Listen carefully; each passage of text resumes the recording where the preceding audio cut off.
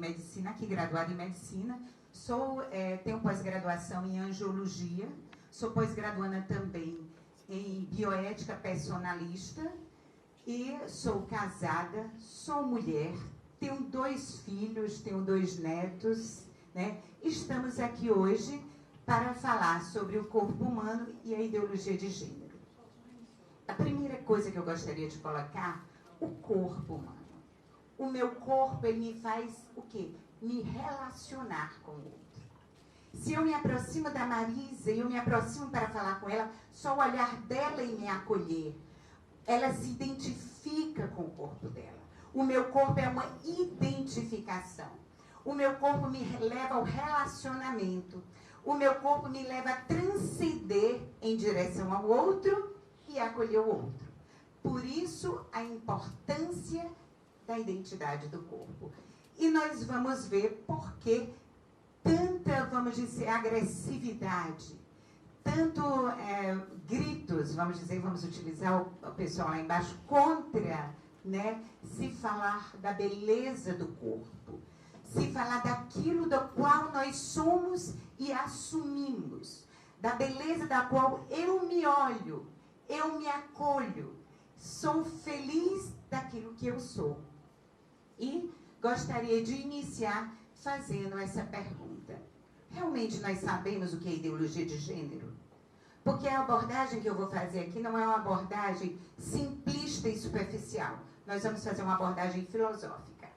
Porque não sejamos ingênuos. A ideologia de gênero, ela não pode ser entendida como algo superficial, como algo simplesmente de falar de sexo. Não é isso. A primeira coisa que eu gostaria de quebrar agora é qualquer paradigma sobre em relação à ideologia de gênero, homossexualismo, feminismo, transgênero, enfim, todos os tipos de expressões da sexualidade. Ideologia de gênero não é isso. Ideologia de gênero, ela fere e vai direto à identidade da pessoa humana. Vamos ver como é isso? Precisamos entender que a ideologia de gênero não é um fato isolado, não é uma coisa que aconteceu de paraquedas e bateu no Brasil, no mundo inteiro, e nós ficamos sem saber muito bem o que estava acontecendo. É algo que foi programado, é uma desconstrução que vai desde a desconstrução da linguagem até a desconstrução da família. Porque a ideologia de gênero, ela só pode se manifestar e ela só pode realmente acontecer se houver uma destruição da família. Nós vamos ver como. E essa utilização da linguagem, essa modificação da linguagem, né? Preconceito, tudo é contra, tudo, nós vamos ver cada um deles, tá certo? Lógico, de uma forma muito simples, porque não dá para nós abordarmos ideologia de gênero em 40 minutos, né? Eu brinquei com a Joana, né? Nós passamos outro dia num ciclo de debates que passamos todo final de semana em Fortaleza. Foram 3 dias nos aprofundando sobre o tema. Então, é uma linguagem o quê? Dúbia. Se utilizam essa linguagem dúbias. Palavras bonitas para distorcer a realidade. Aí, eu me lembro quando eu estava na universidade, eu achava fantástico. Ai, meu Deus, saúde da mulher, né? Redução no caso de inseminação artificial, sexagem, usar o nome comição no lugar de propina. Tudo isso, sabe o que é? É exatamente o que nós falamos, desconstrução da linguagem. E nós vamos nos habituando. E para formar, como eles nos chamam, a massa, porque é muito interessante, os grandes ideólogos de gênero se dizem grandes filósofos, grandes cientistas, dos quais só eles entendem e não passam de forma clara para nós entendermos o que eles estão falando. Basta ler os livros dos ideólogos.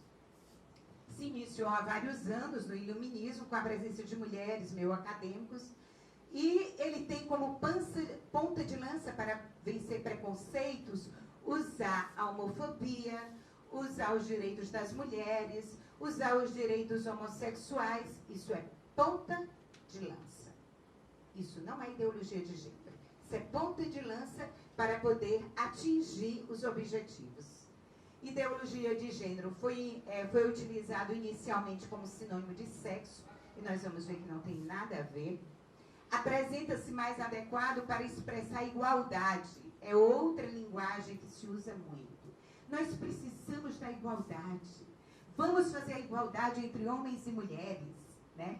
Isso foi a primeira fase do feminismo e que não tem nada a ver com a ideologia de gênero. E evitar discriminações culturais entre homens e mulheres. Isso é a linguagem que é usada. Então, realmente, o que é uma ideologia?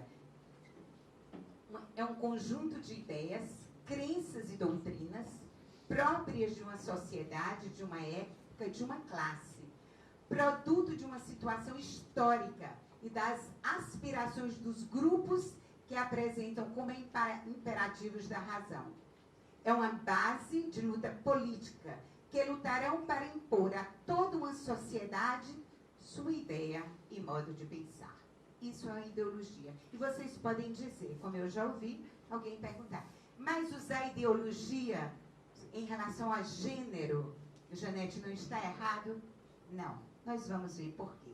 Porque quando nós falamos de base política, impor toda uma sociedade algo que não está claro, algo que não é provado, algo que não é estudado, isso é imposição. Então, é um instrumento, é uma concepção sobre uma concepção crítica. Ele pode ser considerado um instrumento de dominação que age por meio do convencimento. Age por meio do convencimento nas redes sociais, né, que é o que nós utilizamos hoje.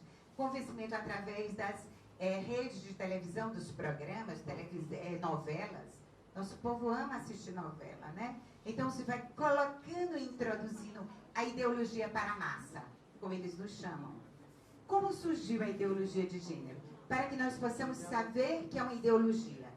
E eu digo que o todo nascedouro de pensamentos contra a pessoa humana, todo nascedouro de pensamento contra aquilo que é a beleza da dignidade humana, ela sempre tem um nascedouro. E a ideologia de gênero, ela consiste nesse esvaziamento jurídico do conceito de homem e de mulher. Por isso que não tem nada a ver com mulher, com homossexual, com transexuais, bissexuais.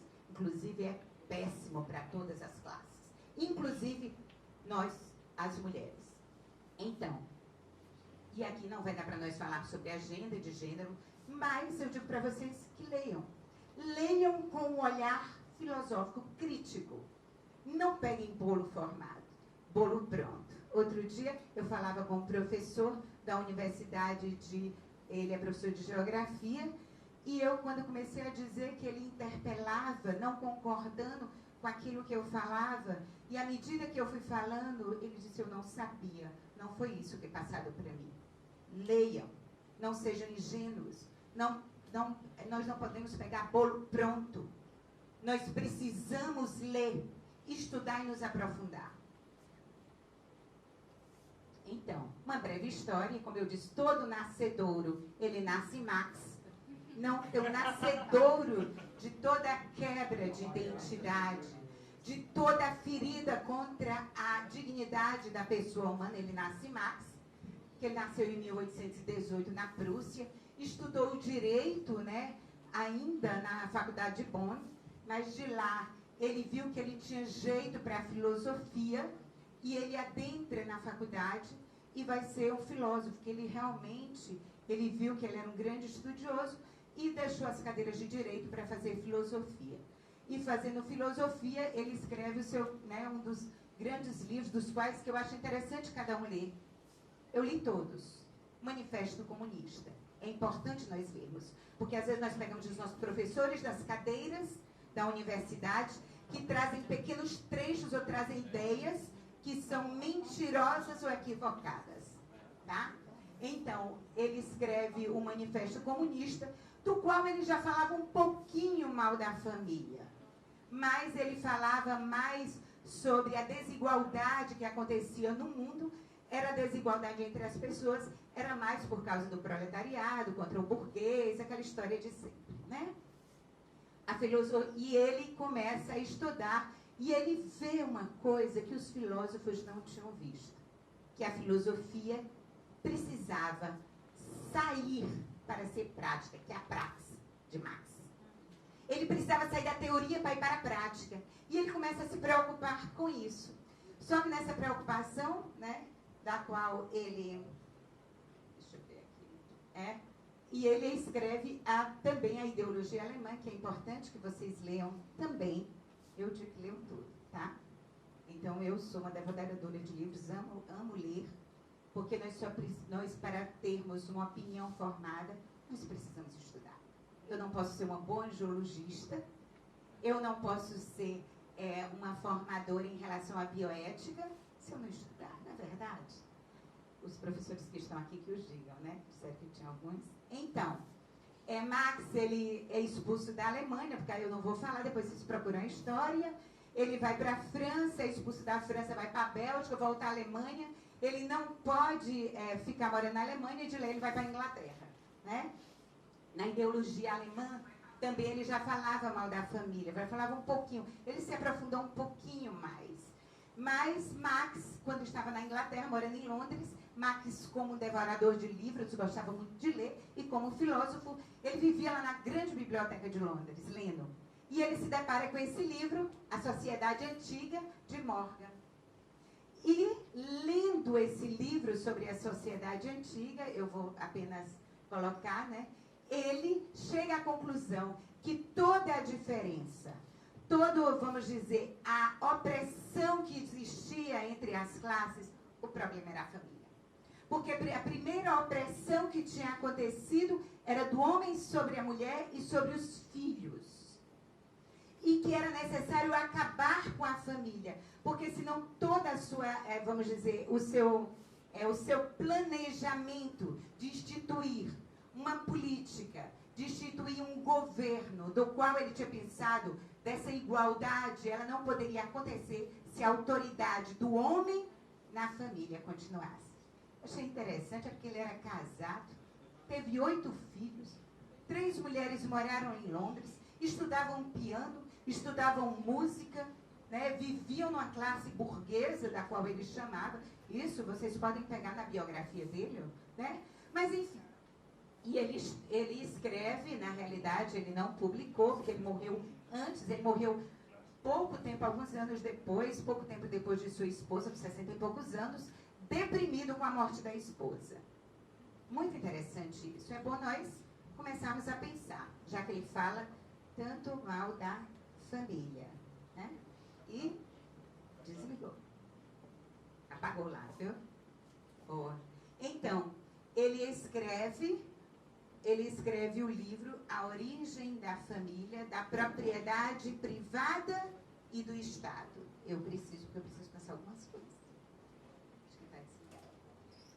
Do Estado, onde é aí que ele se aprofunda sobre a família, da qual ele dizia que em relação à autoridade da família, em relação essa era o grande problema de toda a sociedade, porque o homem tinha a mulher e os filhos como propriedade privada. Porque quando ele lê Morgan, eu li o livro, é fininho, e todos esses livros que eu estou dizendo para vocês não precisam comprar, basta baixar na internet. Todos eles têm na internet, muito bom, né? Então, ele nesse livro, ele vai nominando, ele vai falando para nós, né? Ele vai falando que eu vou falando aqui enquanto o nosso, né? Mas é bom vocês verem, mas louvado seja Deus, né? Então, a origem da família, da propriedade privada e do Estado, eu vou abrir aqui, onde ele diz o seguinte, na página 46, se quiserem anotar. Existiu uma época primitiva em que imperava no seio da tribo o comércio sexual promíscuo, de modo que cada mulher pertencia a todos os homens e todos os homens a todas as mulheres. E ele começou a ler nesse livro de Morgan, né, que ele dizia que essas tribos, né, iorquinas, eles tinham cacuetes, que só era possível esses cacuetes se eles vivessem de uma forma, sexualmente falando, promíscua, né, da qual não existia incesto, da qual todas as mulheres tinham relação com todos os homens com todas as mulheres, do qual os filhos, eles só tinham como saber quem era... Adriel? Perfeito. Eles só sabiam quem era, vamos dizer, certo, quem era a mãe. E ele dizia o quê? Que era uma sociedade chamada matriarcal.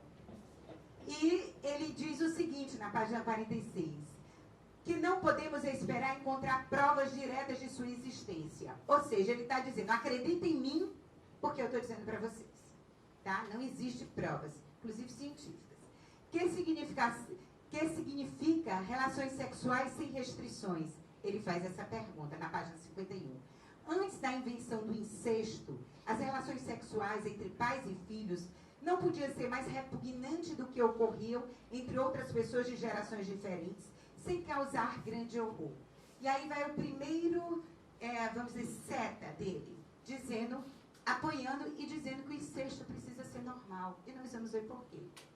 Na página 80, ele diz, a família monogâmica baseia-se no domínio do homem em relação à mulher, que eu já falei até, com a finalidade expressa de procriar filhos. Na visão de Marx, quando ele escreve o seu livro, não há um interesse do homem pela mulher. Não existe amor. Eu não sei como era o casamento dele, já que ele morreu depois deprimido porque sua esposa tinha falecido. Eu não entendo como é que você passa algo para uma população e vive outra. Porque se eu falar, eu sou chamada a viver aquilo que eu falo. Eu acredito, eu vivo e eu falo. Não pode ser apenas discurso. Eu preciso levar para minha casa. E não era... As filhas, 3 filhas dele casaram. Enfim.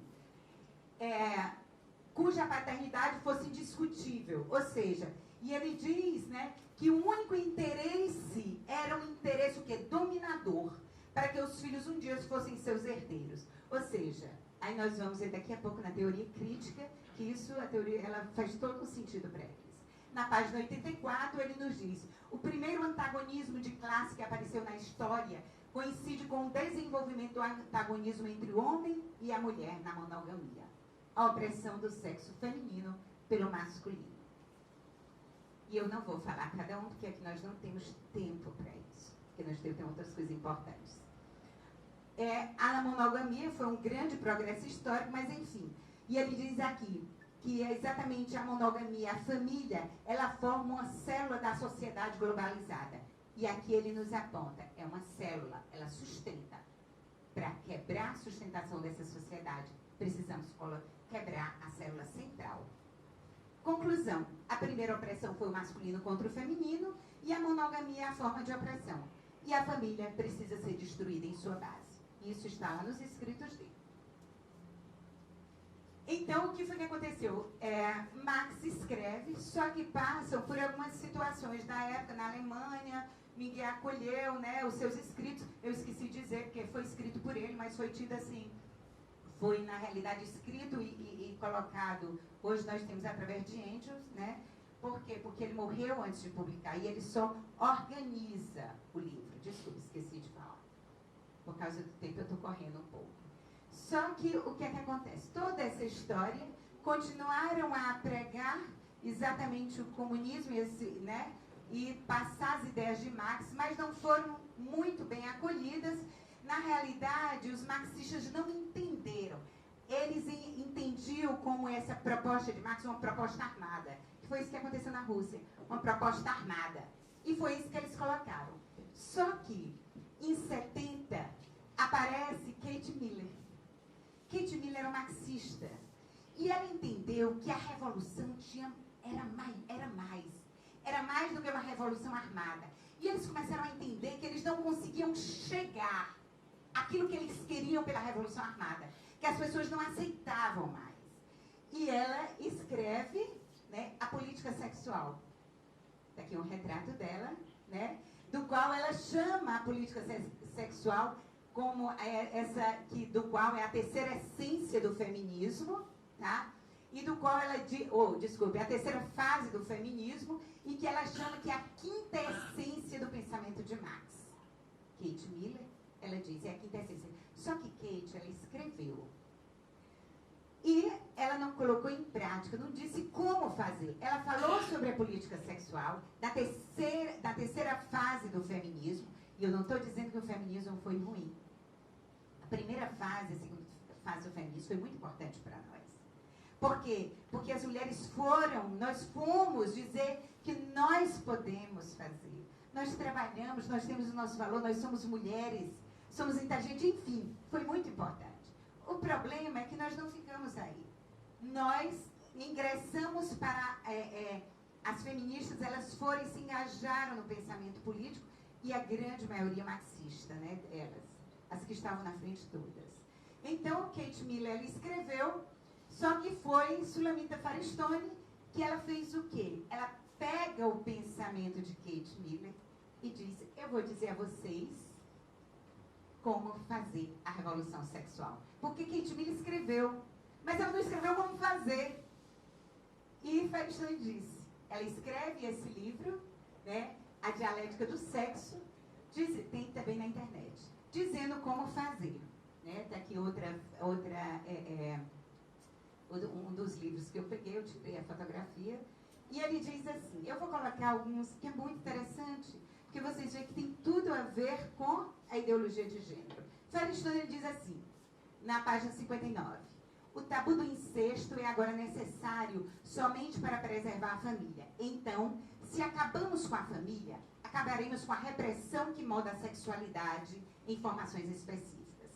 Se a repressão sexual precoce é um mecanismo básico que se produzem as estruturas de caráter que respaldam a servidão política, ideológica e econômica, o fim do tabu do incesto, por meio da abolição da família, poderiam ter profundos efeitos.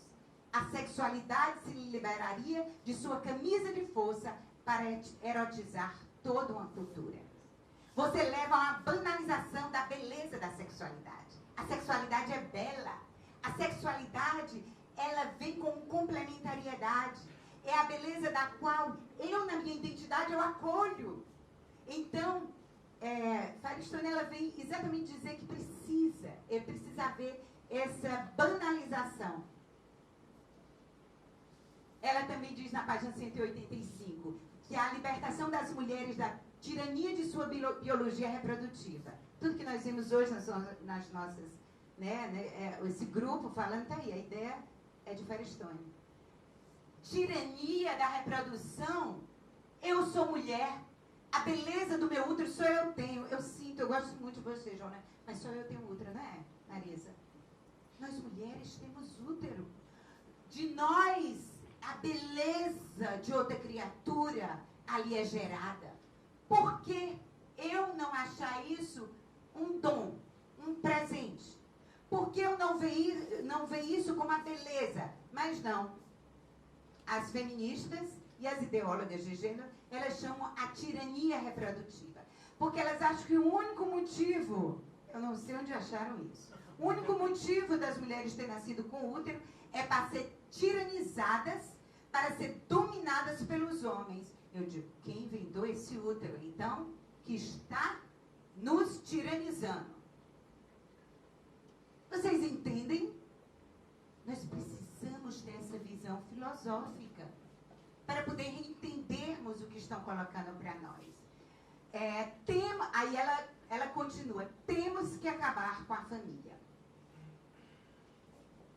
Eu gostaria muito de saber a seio da família que todas essas pessoas viveram. Porque eu sou muito feliz como mulher. Eu tive um lar equilibrado. Bem, isso é um parêntese meu.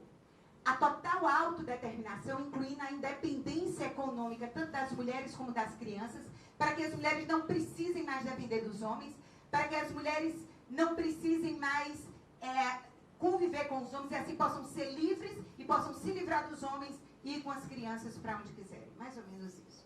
Eu vou resumir. E ela diz também, na página 187, que assim poderíamos chegar à liberdade sexual para todas as mulheres e crianças, para que todas as mulheres e crianças possam usar a sua sexualidade como quiserem. A pedofilia. Se a criança, ela diz e vai pedir uma autorização pedir uma liberação, que ela tem 6 anos, 9 anos, mas ela tem uma atração por outro homem, um menino, e quer viver com outro homem, ela nos apresenta que ele precisa ser livre para viver o seu sexo do jeito que quiser. Porque sexualidade não é isso, o conceito de sexualidade é outro. Tá? Aqui não dá para falar. Podemos voltar a uma sexualidade polimorfamente diversa. Poli é variante e forma, né? E polimorfa é forma. De qualquer jeito, com quem nós quisermos, do jeito que nós quisermos. E nós vamos ver daqui a pouco o que está acontecendo. Relações sexuais com quem e o que quiser. Com quem e o que quiser. Guardem isso.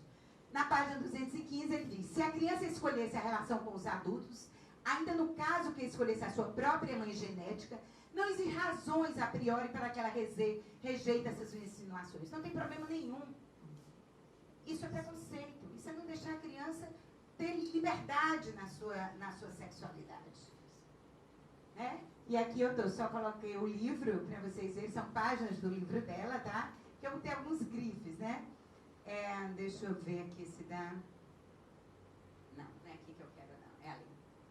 E ela cita Andrews, que escreve exatamente, que nós falamos a origem, né, da família da propriedade privada, que é de Marx, né? Ela é de Marx, é todo de Marx. Ele apenas organizou e ele diz: observou que a divisão original do trabalho entre homem e a mulher estabeleceu-se para os fins de reprodução. Dentro da família, o homem era o proprietário, a mulher, os meios de produção, o filho, o trabalhador, e que a reprodução da espécie humana era um sistema econômico importante. Não precisa eu comentar nada, porque você trata a sua família, né, como um meio de produção. E eu vou dizer o que Bauman fala no seu livro, né, Sociedade Líquida. Esqueceu-se de conhecer o amor. Sociólogo alemão. Enfim. E aqui outro grifo que eu coloquei. Para assegurar a eliminação das classes sexuais, é preciso resolver da classe baixa. Bem, se ela se sentir assim, tudo bem. Eu nunca me senti inferiorizada como mulher e não me sinto na classe baixa, tá? E a tomada de controle da reprodução. A restituição às mulheres da propriedade de seus próprios corpos. Vocês já ouviram esse discurso em algum lugar? Bem como o controle feminino da fertilidade humana, incluindo toda nova tecnologia. A inseminação artificial, onde é colocado na cabeça das mulheres que elas não precisam de homem. Ela pode comprar o esperma, que é masculino, que é de homem. Ela compra, insemina e tem um filho. Mas o espermatozoide é masculino, né? Ele diz aqui que é preciso acabar com a tirania do trabalho, né? A tirania da família biológica seria quebrada. Vou passar, porque o livro dela é muito interessante.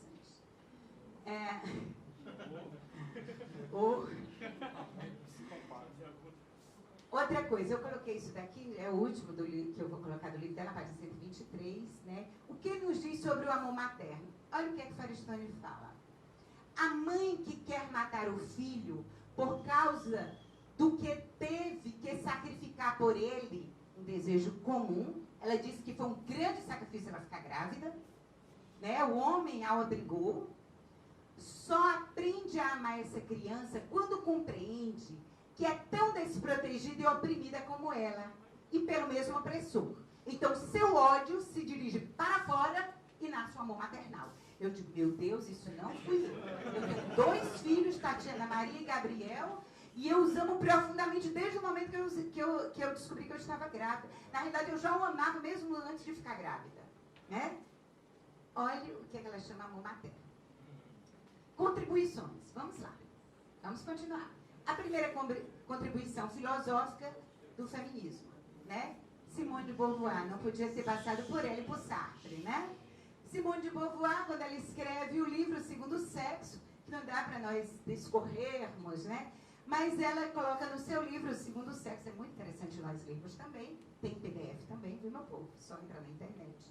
E o Segundo Sexo é de preocupação dela é exatamente o controle populacional.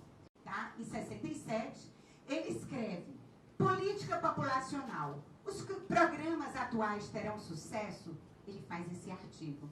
Copiem, que é interessante ler. E ele diz: até um tempo atrás, o controle populacional, ele era realizado por clínicas de aborto, por esterilização em massa, né? Por anticoncepcional, por camisinha, enfim, por vários meios.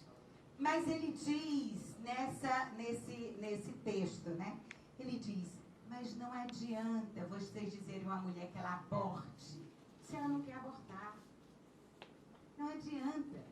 Vocês precisam afetar a motivação dessas mulheres de terem filhos. Sociólogos são muito bons para isso. Ou eles dão para ajudar na edificação da dignidade da pessoa, ou eles destroem. Muito cuidado.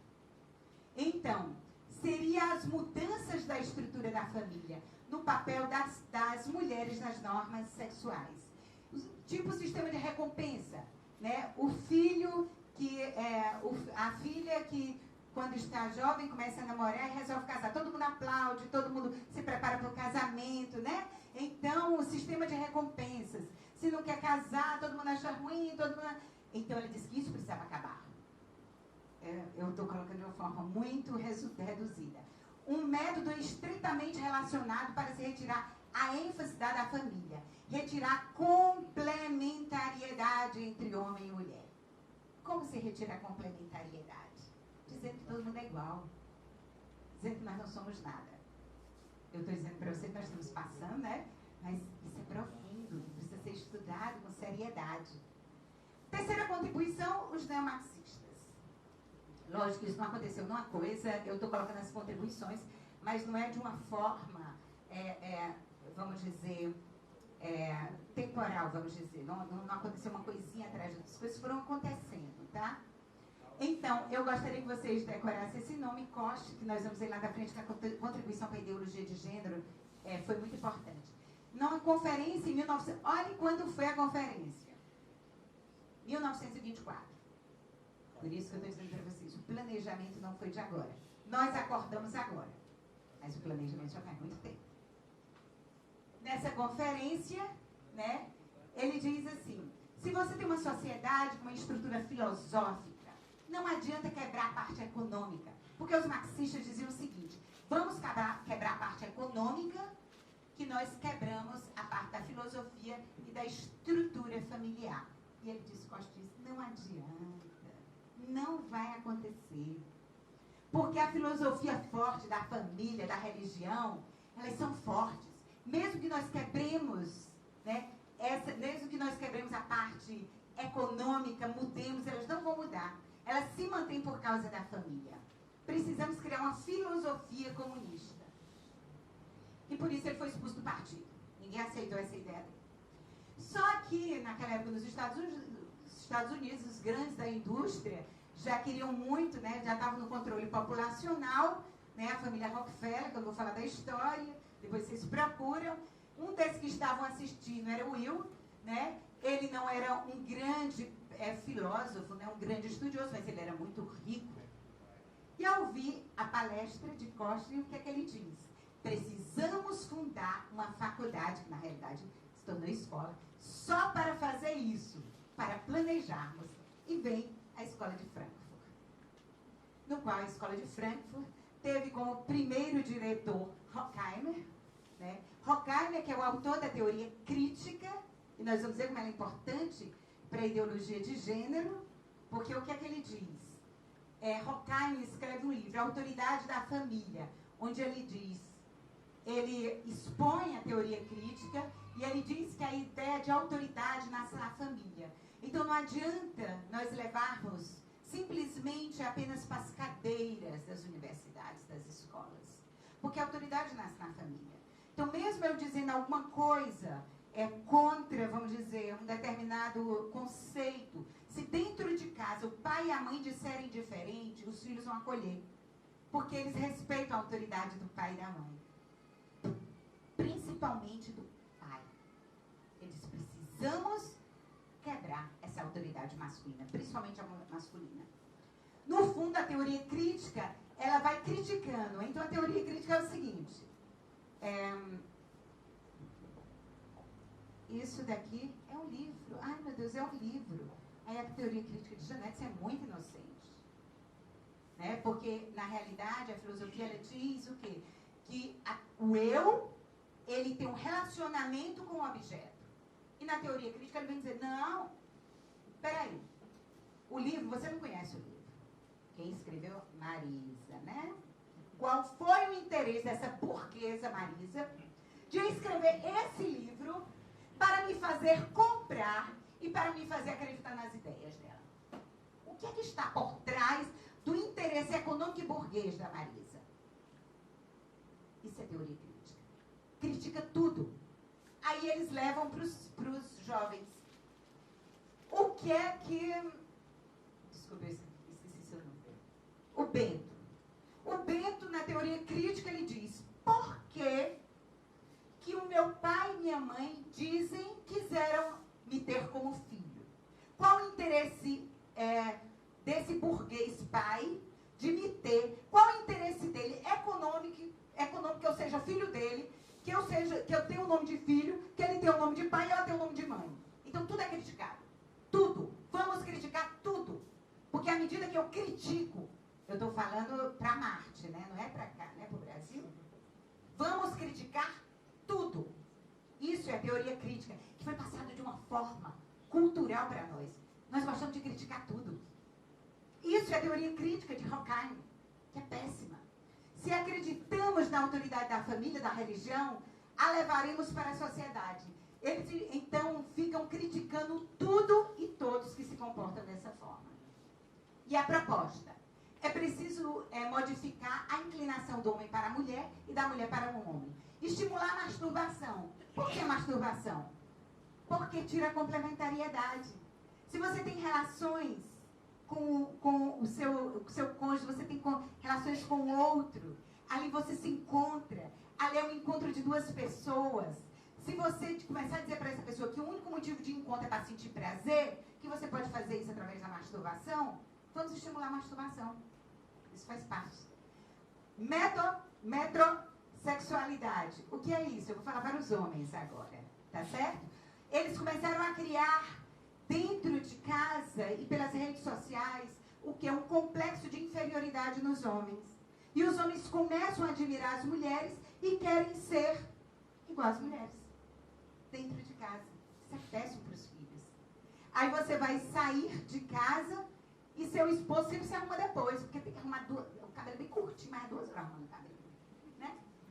Estica cabelo, né? Isso também faz parte da agenda, viu? Só para os embelezamento. Então, resumindo a teoria crítica, não existe relação entre o eu e o objeto. Eu sou fruto de outro burguês, que são os meus pais. Aquele interesse que eu falei. No fundo, a teoria crítica, ela vai criticando a todos os argumentos que são colocados. Depois vem Arthus, que usa aparelhos ideológicos do Estado, e ele mostra que é preciso reformar a família por dentro. Um diz que precisa reformar a família.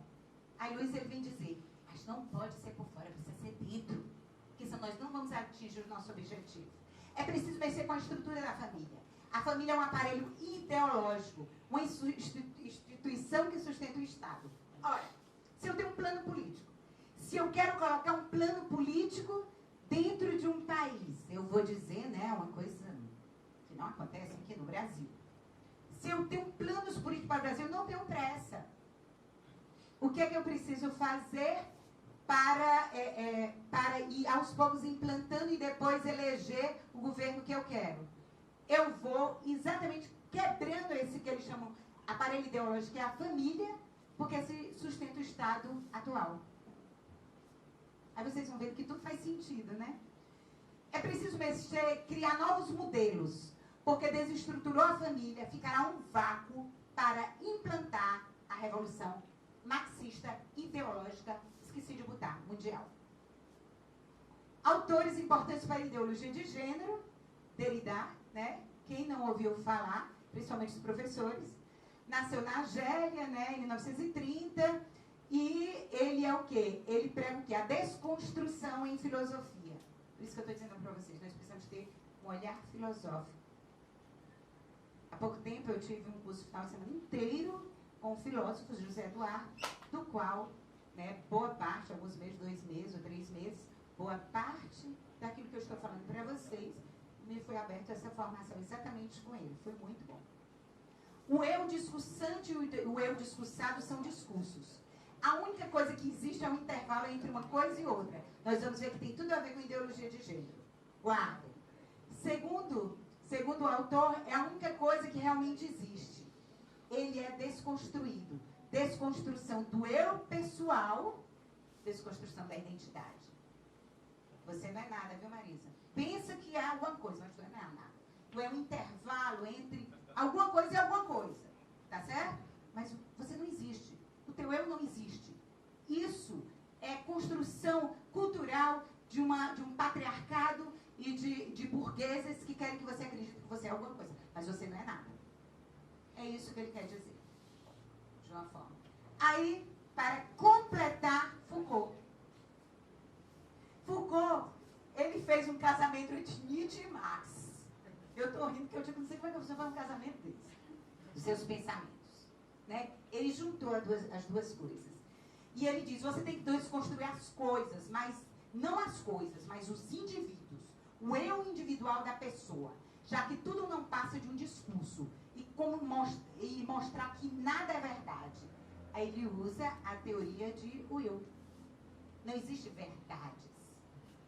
Foucault fala da arqueologia das verdades. E tem um livro, A História da Loucura. Eu sou médica e fiquei assim, entusiasmadíssima, né, quando vi. Onde ele diz que a doença e saúde, isso não existe.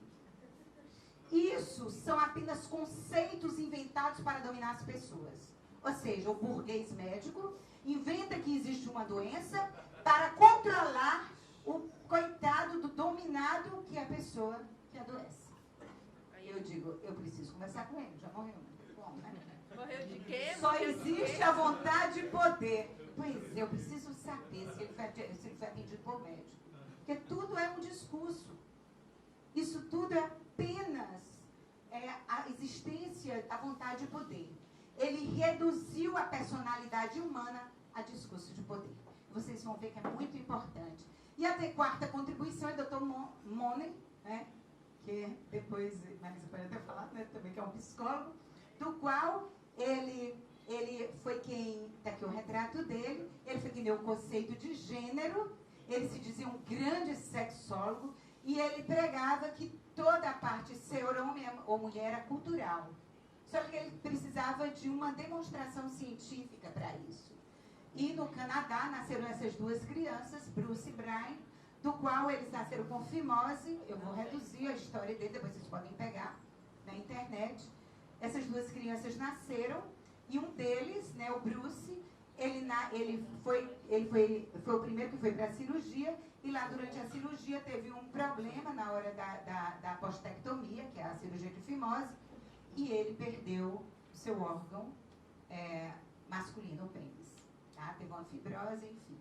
O que é que acontece? Eles começaram a conviver com esse problema e os pais, depois de um determinado tempo, eles veem uma reportagem do Dr. Money dizendo que tudo é construção cultural. Se você criar um menino como menina ou uma menina como menino, não vai fazer diferença nenhuma para eles. E eles procuram o Dr. Money e é um desastre. Apesar que vocês podem pegar a história, porque aqui não vai dar tempo para eu falar, mas está aqui, né? O Brian, ele se torna Brenda, só que cresce um menino extremamente revoltado, achando que é menino, que foi feito várias cirurgias. E se vocês leem, é macabro. Eu tenho um livro que fala sobre a experiência dele. E a experiência com esse médico, com esse psicólogo, que ele faz o quê? Ele lança essa história para o mundo e coloca como verdade. Então, nós tínhamos as feministas que diziam o que fazer, a revolução sexual. Nós tínhamos os sociólogos que falavam da estrutura da sociedade. Nós tínhamos os marxistas, como fazer, pelas palavras. E nós tínhamos o Dr. Money, que via com o instrumento gênero. Mas faltava alguém que unisse. Precisava alguém que pegasse tudo e colocasse em prática. sociólogos americanos queriam mexer no controle populacional, entenderam que para mexer no controle era necessário mexer com a sexualidade. Os controles de população descobriram que as feministas estavam fazendo isso há muito tempo, só que as feministas tinham algo muito grotesco. Elas não podiam trazer para a sociedade, que elas não iam ser aceitas. E o que é que acontece? Há um convencimento de duas, eu esqueci de botar o nome agora e não estou lembrando, de duas feministas que vão falar com Rockefeller, falam com grupos de sociólogos e convencem as feministas a se deixarem ser supervisionadas pelos sociólogos, que são muito bons para fazer isso. Tá? Por um homem, né? Então, e por um homem, viu? Lembrou bem, né? Então, e o que é que acontece? Eles precisam de uma filosofia para servir como base para a parte da sexualidade. Eles pegam a de Foucault, certo? Que diz que nós não somos nada, não existe, onde o gênero é apenas um intervalo da nossa personalidade. E como eu disse, faltava quem juntasse todos os elementos e apareceu Judith Butler. Ela veio e juntou todos os elementos. E a proposição de Judith Butler é que o gênero é uma representação, porque não há nenhuma essência que o gênero expresse ou exteriorize. Ou seja, ela quer dizer o quê? Não existe homem ou mulher, não existe homossexual, não existe transexual. Existe uma representação. Eu represento um papel. Eu sou o que? Um intervalo. Eu não sou pessoa. Eu sou uma representação orquestrada. Eu faço parte de um grande teatro. Porque o gênero não é um fato. Os diversos atos do gênero criam a ideia de gênero. Por isso que eu disse para vocês que a ideologia de gênero, ela é de uma ponta de lança, que é a homofobia, o feminismo, que nós todos somos contra. Mas eles precisavam usar como preconceito, para poder atingir o que é que eles queriam. E ela utiliza a palavra performatividade, que é o quê? É uma ação que gera a ideia de identidade. Nós não temos identidade. Só que essa performance, da qual eu começo a representar, ela me dá uma ideia de identidade. Mas ela diz para cada um de nós, você não tem identidade. Qual é o seu nome? Ingrid, você não tem identidade. Você agora está representando uma mulher, que alguém também te abrigou, né? Porque assim, né? Mais ou menos isso. Porque ela é móvel. Eu não tenho um corpo. Por isso, corpo. Eu não... Já vou terminar. Eu não tenho um corpo. Deixa eu puxar só. Mas o meu corpo é um discurso. Então, o essencialismo estratégico é que exatamente eles usam como ponta de lança e que hoje tem dividido as ideólogas de gênero. Inclusive, a nossa socióloga da universidade aqui, Berenice Bento. Berenice é contra, inclusive, o essencialismo estratégico. Porque ela diz que a ideologia de gênero ela precisa ser dita, que não existe mulher. Então, ela não é um movimento para as mulheres, porque mulher não existe. Não existe homem. Não existe trans, não existe homo. Então, não precisa. Então, isso precisa ser dito. E a Berenice, ela diz isso, inclusive, no encontro que houve no Rio de Janeiro, ano passado, em 2016. Vocês podem assistir na íntegra pela internet. Né? Então, eles usam uma agenda com apoio para os homossexuais, apoio a movimentos das ditas minorias, né? Aí eles têm linhas de estratégia, que é a ação queer, né? Que tem Laerte Coutinho também, que ele se envolve nisso, eu vou passar porque não dá tempo, onde a teoria queer, você é bizarro. Ele diz que nós precisamos nos deixar crescer de qualquer forma. Ele diz que a sexualidade, ser homem ou mulher, como duas travas, colocada numa árvore, para que a árvore cresça de uma forma linear.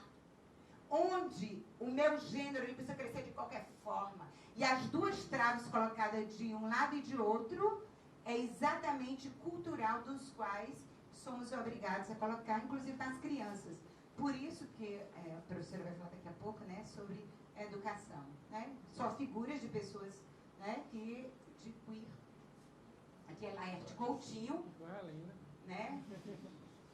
Laerte Coutinho, ele é homem, se veste de mulher, mas ele não deixa de mostrar os músculos. Porque a ideologia de gênero, de manhã você pode ser homem, 9 horas você pode ser mulher, na hora do almoço você pode ser trans, de noite você pode ser com um computador, pode ser qualquer coisa. Aí, tem casamento com cavalo já, meu filho, você está perguntando, né? Isso aqui são bizarros, né? Tem esse jovem aqui, Vili, né? Que agora ele quer ser assexual e quer ser ele vem gastando, já fez mais de 10 cirurgias, né? Então, exatamente. E Joan Scott também, que é outra linha, e que ela diz exatamente, você vai falar, né, sobre ela, que ele diz que precisa se reescrever todas as disciplinas com a ideologia de gênero. Está aí um retrato dela, né? Ela tem filhos e ela é avó, viu, meu povo? Então, é uma desconstrução na realidade, a ideologia de gênero, né? E quais as consequências disso? Vai acontecendo um vácuo, onde é a pura afirmação de que a pessoa humana é sexualmente indefinida e indefinível. Não tem como defender a pessoa humana através dela. A agenda de gênero ela tem como objetivo por trás a pulverização da família, para estabelecer um caos, para que a pessoa humana ela fique manipulável. Como é que eu vou colocar um Estado? Como eu vou colocar uma política num povo que ele é consciente? O povo frágil, sem identidade, é muito fácil manipular. Eles querem que nós sejamos homens e mulheres manipuláveis. É uma teoria é uma desconstrução da identidade da pessoa humana. Só para terminar, a ideologia de gênero é uma ideologia antifamília. Obrigada.